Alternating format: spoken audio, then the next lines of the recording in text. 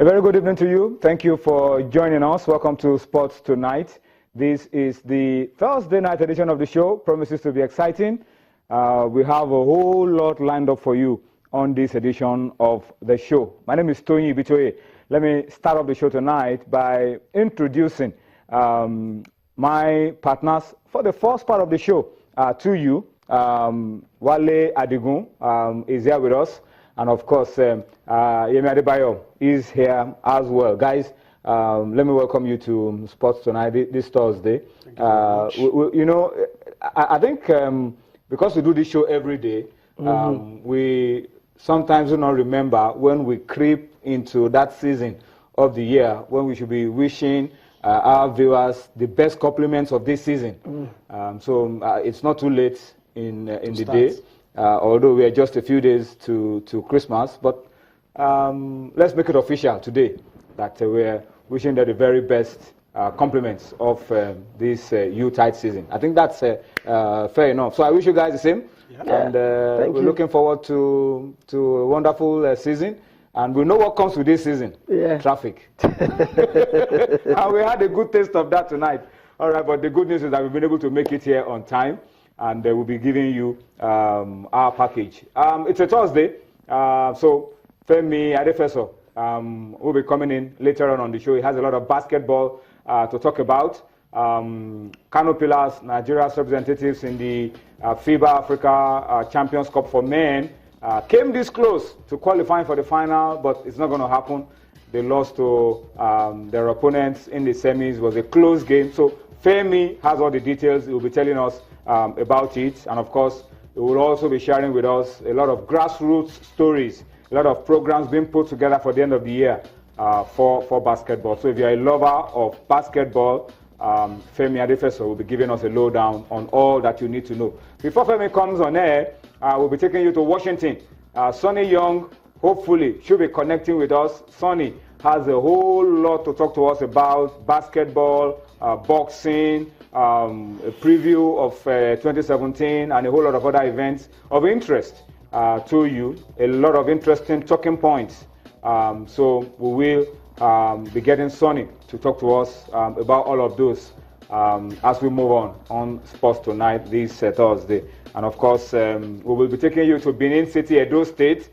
We should be talking to the chairman of the Edo State Football Association, a senior colleague in the sportscasting business, Frank Elaboya. Find out exactly from him what the Edo State Football Association is planning for the awards night. The second edition of the awards night is a very beautiful idea that Frank Elaboya has brought into football in Edo State, and they are going to be doing the second edition of the Edo State Football Awards. Remember, the chairman of Channels Television, John Momo, is a patron of the Edo State Football Association. That's because of what Channels has been doing with the Channels National Under 13 competition, Channels Kids Cup. All right, so that's the setting for Sports Tonight this beautiful Thursday. I urge you to stay with us and let us enjoy the show together. Well, my producer wants us to start with the trending topic. I mean,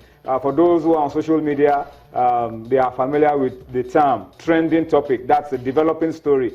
And we all know what the story is. It's about the girls, the champions of Africa, our darling heroines of the game, the Super Falcons of Nigeria. And my guys here, we start off on that note. A lot of people are asking questions about the pronouncement of Mr. President yesterday, urging the ministries of finance and sports to ensure that payment is made immediately to the girls. And just a few minutes ago, a few hours ago, the update that we're getting from the girls is very positive, and that's that the process of payment has started, and in a few hours from now, hopefully tomorrow, before the end of work tomorrow, they should be getting the pom-pom. The alert. You hear me? Yeah. That's the pom-pom. Well, it's. You said it's the alert. Yeah. A lot of people say, until we hear that sound, we'll just continue. Sometimes it can come in form of a mail. Yeah. But But you know, the moment the president waited in, you knew that all the matters would be resolved.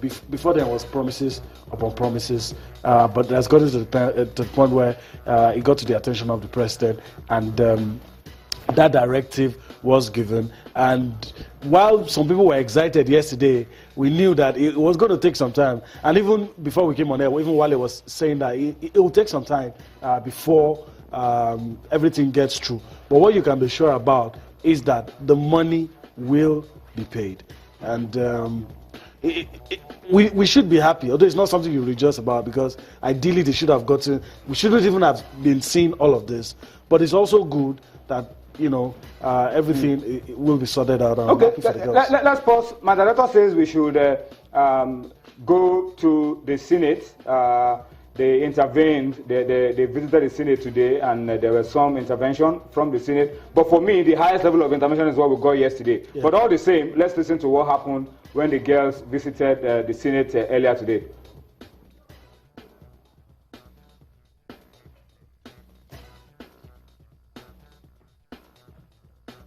Very unfortunate that some have chosen not to give recognition to what you have done.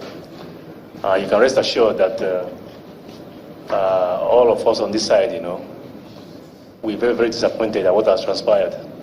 We're trying to see what we can do, to see if this money can come out before the Christmas. But if it doesn't come, because I'm not the one releasing, I'm not running NFF, I'm not running the ministry. You understand? Our own is to make law. You understand? But we approved the budget, and I'm sure that if they release the money the way we approve it, you won't have this problem. So you will also give us time.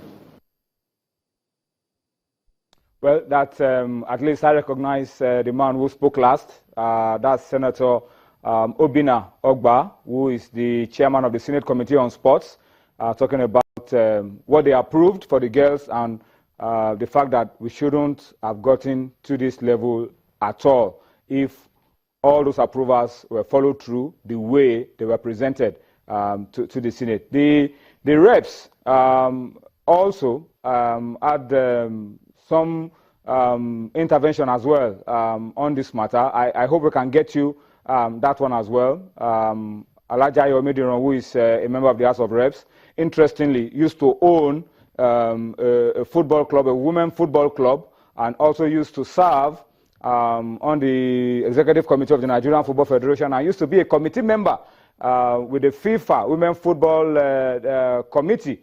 Also had a few things to say about all that, but I'm told that report is not just ready yet, so we just go on with the rest of the show. But the good thing is that all the levels of governance have intervened, and as we said earlier on, the highest level of intervention was what we had yesterday from Mr. President himself. So the guests will just bid their time and wait for the alerts tomorrow, and then we resolve this issue. But I think in resolving issues, Wale, we should also ensure that we don't have this again. Put a structure in place to ensure that this doesn't repeat itself. If we added 12 years ago, and at that time, because the tournament was in South Africa, the guests refused to travel back.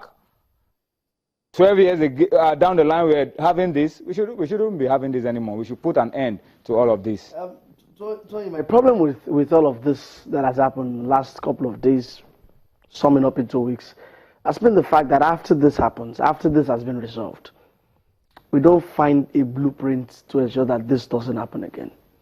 That is the problem. And that means we don't learn from our mistakes. How do we ensure it doesn't happen again? Well, it's if simple. you were in a position to advise or set up a structure or give a blueprint, as you said, what would you be doing? It's not rocket science. But Tony, I also understand that there's a motion already set in place to ensure that not only footballers, but people who represent Nigerian sports are rewarded.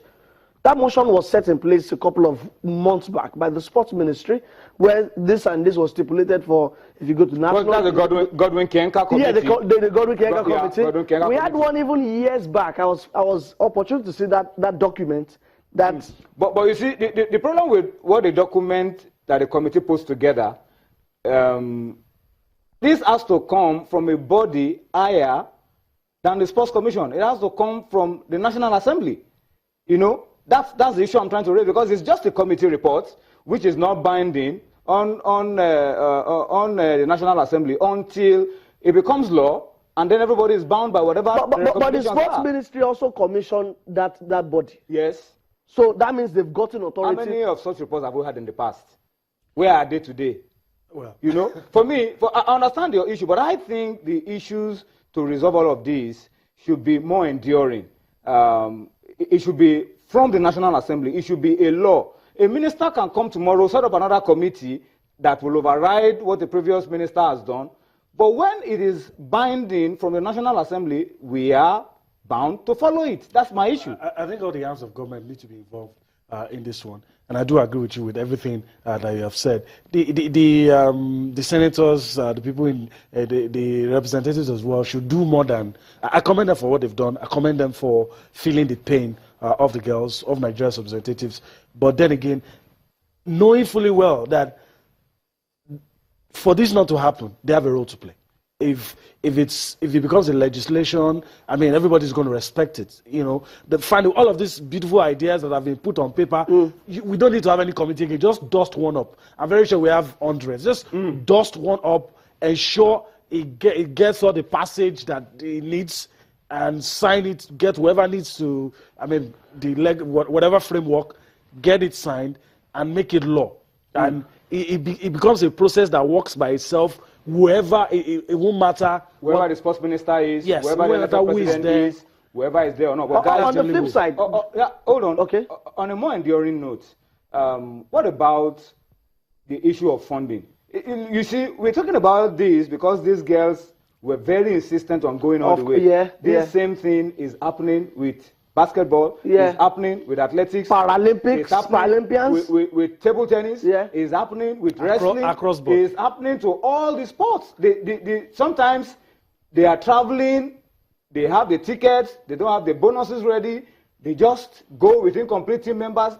These things are happening across. And I was about to say that, are we not also setting a trend where a victorious sports team in Nigeria, Paralympics, for example, wins a tournament, doesn't get its bonuses, and has to go to the presidential villa? Why? Because now the Super Falcons, this is a successful model. If you're a tourist, it's been around. They took it a step higher. This is going a on model. Strike and stuff like this gets attention. But I think I agree that this one has been taking a step higher, and it's a bad precedent. And I was about to say that on the flip side, we talk about the government legislation and this. I hope we're not hypocritical about this. And this is what I'm saying. That we also advocate that we don't want government to intervene in our sports. We want it to be independent. Or we are still going back to them. People do not have the right conception about government not interfering in our sports. Government everywhere is involved in the funding of sports. Yes, I know. What the issue is with government's involvement are in the areas of interference when you do not have a clear-cut case to do so. If a football body or a sports body is corrupt, there is no law in international sports that says that corrupt person cannot be charged and sentenced to jail. You understand? But when you don't have a case of corruption, you know, against anybody, and you don't have anything against anyone, and you just want to intervene because of intervention purposes, that's where there's always a problem. Lines get eroded, and that's why we have, especially in this part of the world, lines get eroded. Even when you put the structure, even when you put the money, there are things government should never do when it comes to sports. And those who even go cap in hand, always asking for money too. I mean, there should be those boundaries clearly set, and both parties should not encroach. I still insist that there's over-reliance of our sport federation on the government.